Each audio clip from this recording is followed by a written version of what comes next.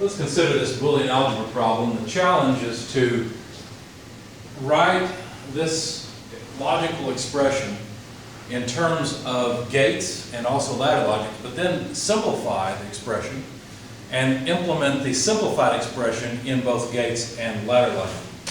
The equation sheet will be very useful to us for this problem. Let's start off by simply implementing what we've got in ladder logic and in gates. So we've got A, B, C, D. There are only 4 variables here.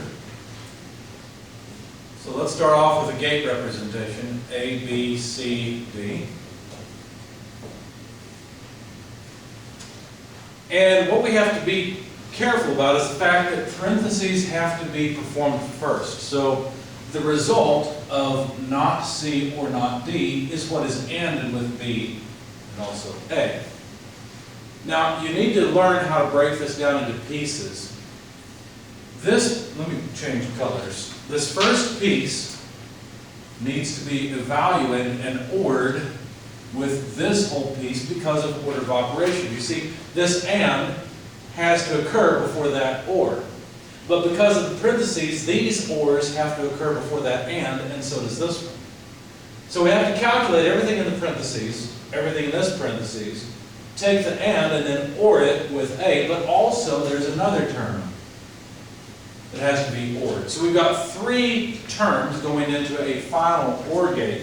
I could draw that this way. Way over here somewhere, at the end of this expression, I could put a 3-input OR gate where the final output, you could say this equals Y, where the final output Y comes here. And each of those terms are simply A for this term. The next term is pretty long. It's not B or not C or not D, and with the quantity of B or not C. You see, that's this signal on this wire. And then this wire signal would be the last term. It would be A and B and quantity, not C or not D. Now, getting the signal A on this wire is pretty easy. All we have to do is connect it. There we go. So now this signal is just A. But how do we work up these other signals? Let's begin with, let's see, I guess I'll start with this one. So we need A and B and this result. So what that means is that I need an AND gate that has 3 inputs. One of those inputs is A. That's easy. There we go. I need B. That's easy also. You see, now this signal is B. So it's A and B. And now I need the inverse of C ORed with the inverse of D. Okay? Why don't we put an OR gate, say, let's see, this is going to get messy, but that's okay. Let's put an OR gate here. Okay, because we're ORing 2 things together. Hopefully what we're doing is ORing D with not, or not D with not C. So to do that, we'll have to take C and invert it. There we go. Now we have not C coming into the OR. And we need to invert D. So now we have it, right? This is C, this is the inverse of C, this is D, here's the inverse of D. The 2 inverses of the 2 variables are going into an OR, so it becomes the signal not C or not D, which goes in and gives us the result of 1. Now I didn't leave myself any space. This one's going to be huge, so I'm going to cheat just a little bit. I'm going to take this signal and I'm going to jump it across. You see, I put a dot where I indicate that there's a connection, and I'll jump it across. This is not standard. Nowadays, the way that electrical circuits are done, the lines just drawn straight across, and dots indicate connection. But to make it clear, I'm going to also jump across the wire. I think that cognitively, at least, makes it clear. I guess we don't need a connection. That's actually just a right angle. But I still need this signal. Let me move the signal down so I remember what I want.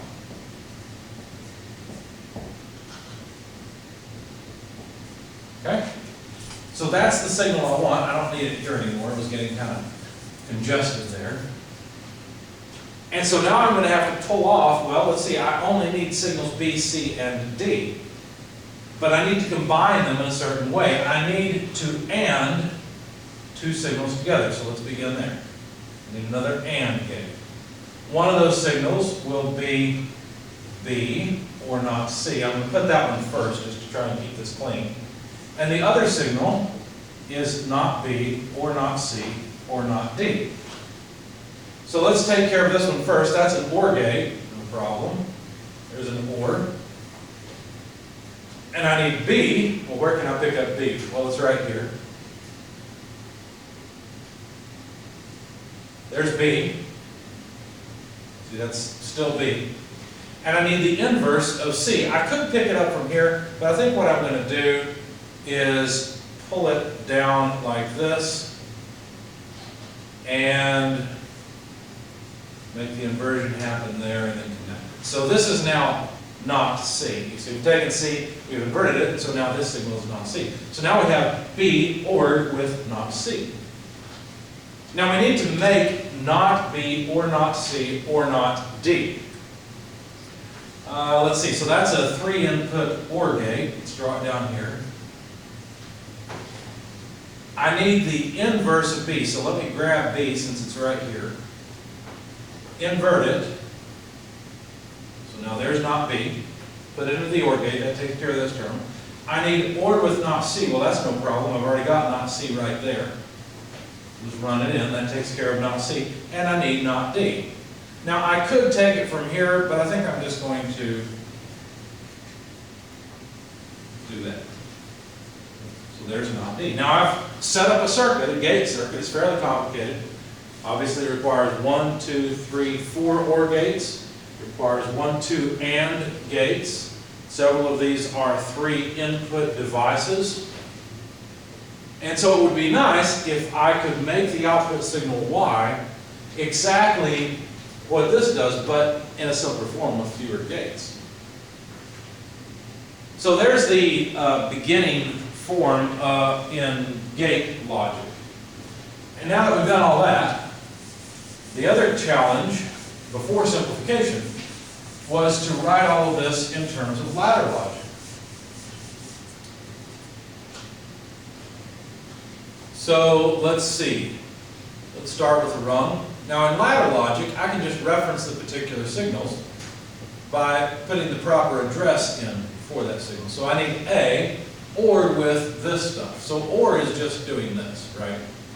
So I need it ORed with two things that are ANDed together. We'll take care of that in a second. And I also need it ORed with this term. So this term, let's start with the third term. The first term is trivial, right? It's just A.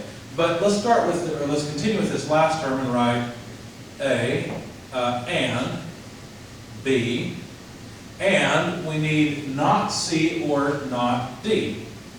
Okay, so let's see, we need not C, that's an inversion, or not D. Now our output will still be Y, and we're almost done. Notice I've got this term finished, that's right here.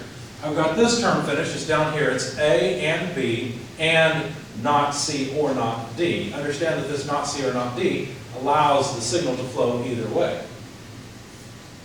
What about this middle term? Well, we need two things ANDed together. I'm going to cheat a little bit and move this up. There we go.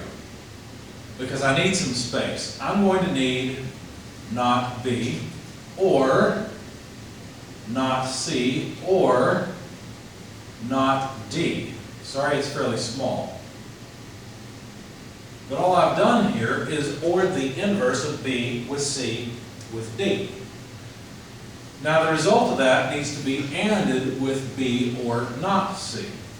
There's B, or not C. And there we go.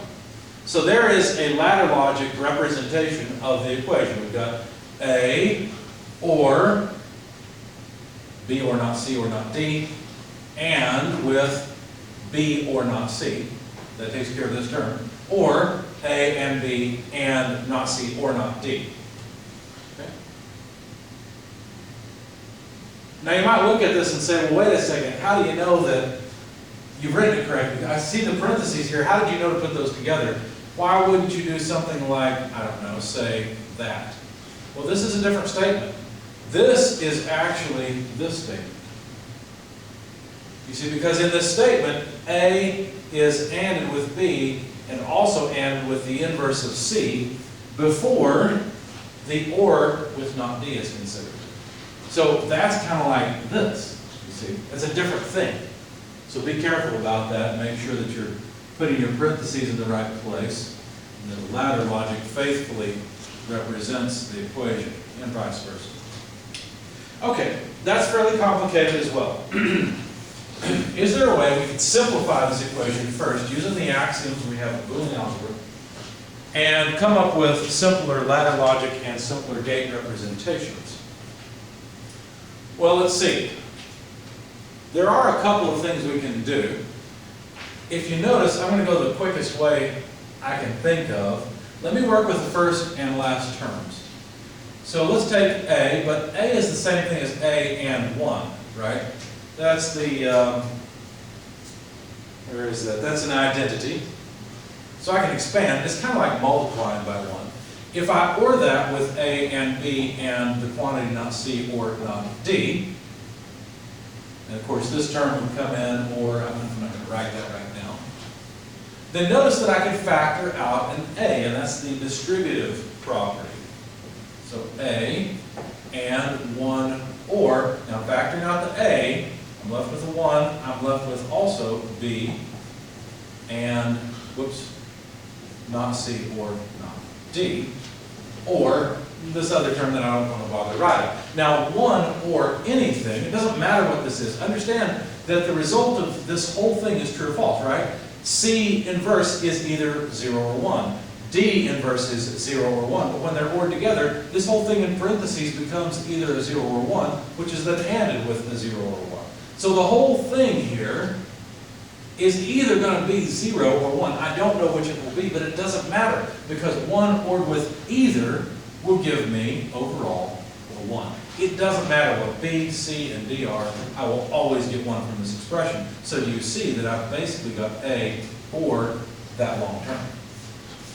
Now this is a handy trick to remember.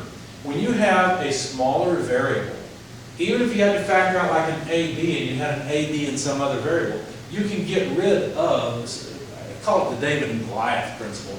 David gets rid of Goliath, you see. The smaller one can just completely eliminate the bigger one. And it always works this way. You factor out a 1 and then realize that 1 or anything is 1, and so it gets rid of the bigger term. Okay, so that was nice. We can basically just throw this one away. We don't even need it. What about this term? Well, I know I've got A, OR, and now I have to deal with, tell you what, I need some space. Let me move the A over here with the OR, and then we'll continue with this. Now, this expression in the middle here can be expanded. You can FOIL it, just like you would in regular algebra. So what you do is you take not B and B. You take not B, well, you OR it, right? So not B and not C. Looks just like FOILing. Then you take the next term. So OR not C and B. That's this product. Not C, not C. So OR not C, not C. And then finally, not D, B.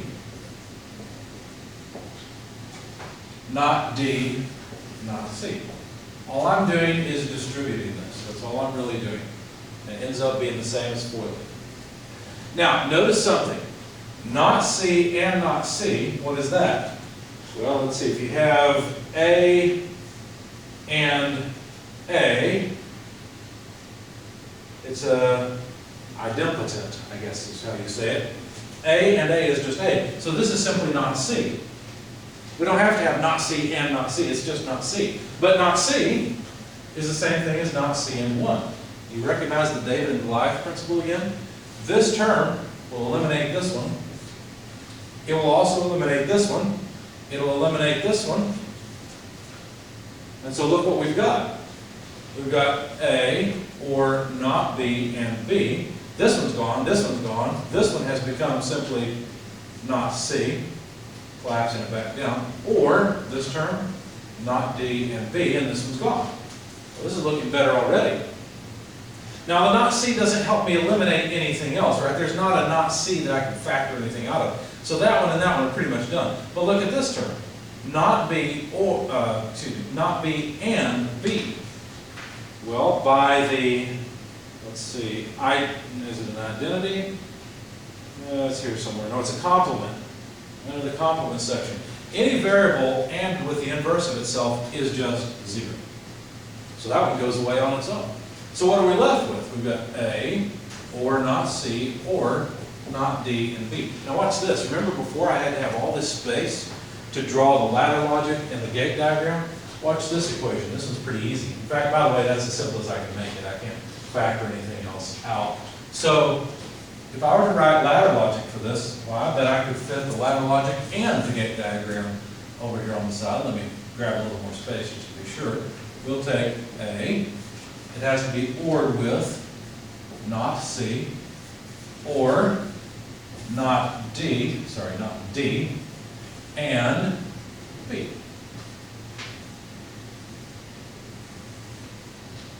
There's our output Y. And that's a whole lot better than what we had before, but it's the exact same logic. This expression will give me the exact same result for Y for all combinations of A, B, C, and D that the more complicated expression did. What about the gate form? Well, it's just a 3-input OR gate. Let's draw an OR gate with our output signal Y. 3 signals come in. One of those signals is simply A. The other signal is the inverse of C. Let me put B here, so C inverse. I guess I'll put that, yeah, I'll put it in here. And sorry, I wrote not C. I meant, here comes C. I need to invert C. There we go. So now C is inverted to give me not C to go in. That takes care of this term and this term. What about this term? Well, I need to take D and invert it.